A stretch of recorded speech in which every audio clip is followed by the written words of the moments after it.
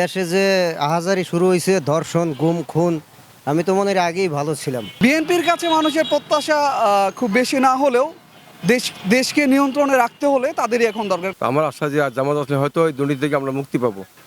দর্শক, স্বাগত জানাচ্ছি বাংলা অ্যাফেয়ার্সের নিয়মিত আয়োজন পাবলিক অ্যাফেয়ার্সে।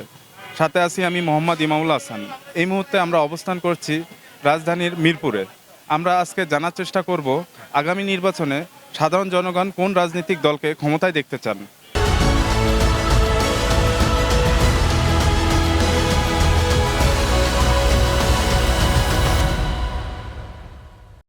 বিএনপির কাছে মানুষের প্রত্যাশা খুব বেশি না হলেও দেশকে নিয়ন্ত্রণে রাখতে হলে তাদেরই এখন দরকার, কারণ তাদের শক্ত একটা রাজনৈতিক ভিত্তি আছে।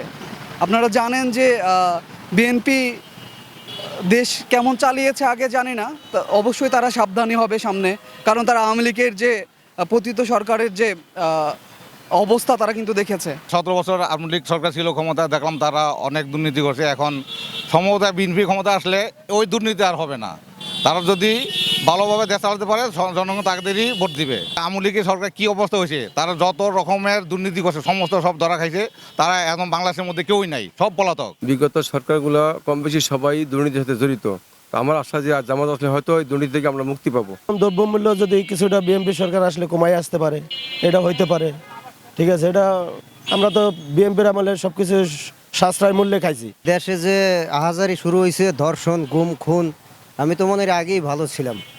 আগের যে সরকার ছিল উনি ভালো ছিল, দেশের উন্নয়নমূলক কাজ ছিল আর কি, হয়েছে।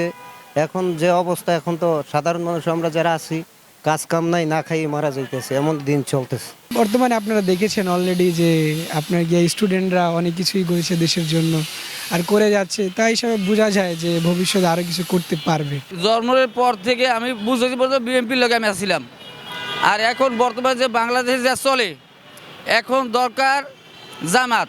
আইন শৃঙ্খলা অবশ্যই উন্নতি হবে এবং দেশ তো উন্নত আপনার পূর্বেও হচ্ছে, ভবিষ্যতে হবে আপনার শেখ হাসিনার নেতৃত্বে।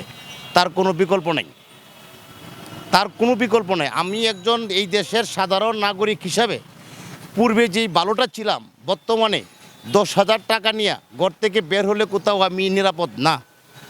আমি আমার ছেলে মেয়েদেরকে স্কুলে পাঠাইলেও শান্তিতে থাকতে পারি না। আগামী নির্বাচনে ইনশাআল্লাহ ইসলামিক শাসন ব্যবস্থা আমরা চাই এবং বাংলাদেশের মানুষ ইসলামিক শাসন ব্যবস্থা পছন্দ করতেছে। তারেক রহমানের ঐক্য আহ্বান ও 31 দফা রাষ্ট্র কাঠামোর দাবিতে বাংলাদেশ জাতীয়তাবাদী দল ক্ষমতা আসলে ইনশাল্লাহ দেশের সাধারণ জনগণ, মানুষের দিন মজদুর থেকে শুরু করে কৃষক থেকে শুরু করে আমাদের রাস্তার যে কোনো কাজ কর্ম করে খেটে খাওয়া মানুষের ইনশাল্লাহ উপকার হবে। আমি বিএনপির খুব ভালোবাসতাম, কিন্তু বিএনপির কিছু কিছু লোক এমন কাজ করতেছে এখন যে আমার তাদের প্রতি একটা ঘৃণা জন্মাতে আস্তে আস্তে।